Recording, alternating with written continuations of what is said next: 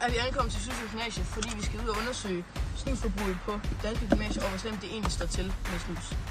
Let's go.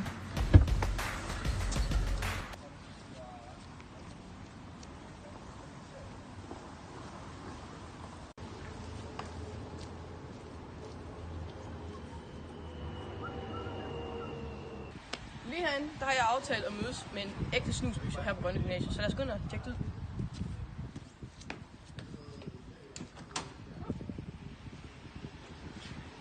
Ja. Så lige herinde i morgen. Hvad? Nej. Kom. Lad os komme ind. 1, 2. Yes, så er vi kommet ind i din hule her.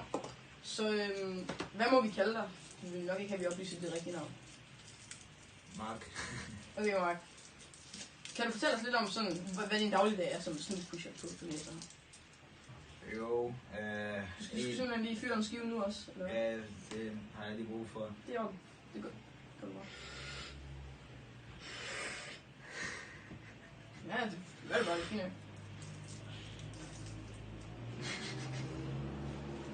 Yes. Ja, hvordan? Okay.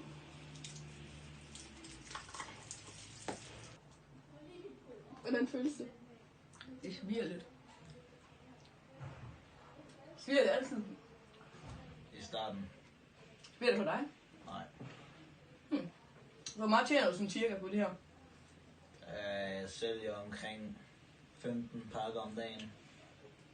For Og at få en god dag. hvad for en type kunder har du? Er det bare alle? Det er bare alle. Det er simpelthen alle mennesker, der køber det på det her gymnasie. Ja. Så du sælger sådan til alle, faktisk? Ja. Sælger du andet end bare snus? Er det kun snus, du sælger? Bare kun snus, men jeg sælger Så hvordan får ikke der er lige en kunde. Hej. Hvad skal du have? Bare en lille. Kan du ikke også give mig noget fra sidste gang? Jo.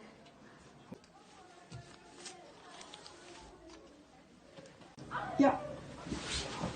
Men det var fedt lige at få en snak med dig, og høre lidt omkring det snusforbruget og så videre og så videre. Men jeg tror, vi skal til at runde af, så tak fordi I gad se med. Husk at se med næste gang, når vi laver sådan nogle undersøgelser her, og følg os på Instagram, fordi der kommer altså updates hele tiden. Vi ses.